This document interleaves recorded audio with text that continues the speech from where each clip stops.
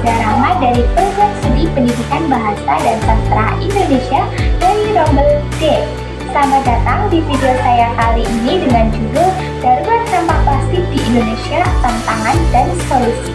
Mari kita bahas bersama. Tahu nggak sih, Indonesia merupakan negara penyumbang sampah plastik terbesar kedua di dunia dengan jumlah mencapai 68 juta ton setiap tahunnya.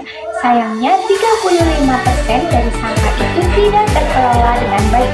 Bayangkan setiap harinya kita bisa menghasilkan sampah sebanyak 14.000 ton sampah plastik. Waduh, banyak banget kan? Lalu seberapa besar sih dampaknya? Dampaknya tentu akan sangat berbahaya. Selain berdampak pada kesehatan manusia itu sendiri, sampah plastik juga akan berdampak pada lingkungan seperti pencemaran tanah, air, dan udara. Bahkan, sampah plastik juga sering mengancam kehidupan biota laut. Kan, bukan manusia aja yang kena. Nah, penyebabnya siapa sih? Siapa yang bertanggung jawab dalam masalah sampah ini? Penyebab utama dari masalah tersebut tentu karena penggunaan plastik yang masih tinggi. Hal tersebut diperparah dengan kurangnya kesadaran masyarakat atau individu dalam permasalahan sampah ini. Contohnya saja praktik pembuangan sampah sembarangan yang sering terjadi dan menjadi kebiasaan yang sulit dihilangkan. Apalagi infrastruktur yang dimiliki oleh Indonesia masih terbatas atau gimana nih? Sampah merupakan tanggung jawab semua pihak, bukan hanya pihak tertentu saja.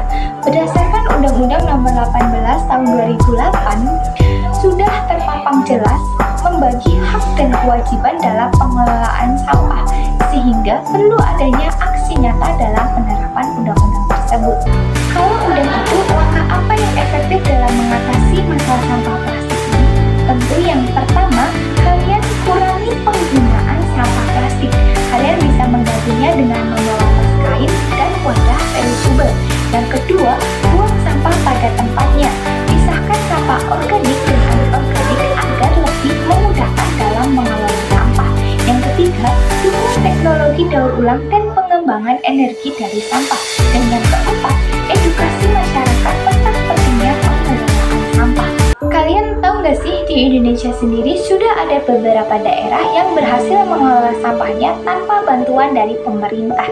Penasaran nggak sih daerah mana? Yap, Banyumas. Siapa sangka Banyumas menjadi tempat pengolahan sampah terbaik di Asia Tenggara. Padahal di tahun 2018, Banyumas pernah darurat sampah. Namun, hanya dengan waktu 5 tahun, mereka berhasil membuat negara luar negeri mendatangi daerah mereka hanya untuk belajar tentang pengelolaan sampah. Kok bisa? Ternyata mereka memiliki program Sumpah Beruang, sulap sampah berubah uang, dengan lembaga KSM atau kelompok swadaya masyarakat yang fokus dalam mengelola sampah ini. Mereka mengumpulkan, memilah, dan mengolah sampah menjadi barang yang berguna dan bisa dijual lagi. Nah loh, Banyumas aja bisa, kok Indonesia gak bisa sih? Oleh karena itu, kita semua harus ambil bagian dalam mengatasi masalah sampah plastik ini. Mulai dari diri sendiri, kita bisa membuat perbedaan.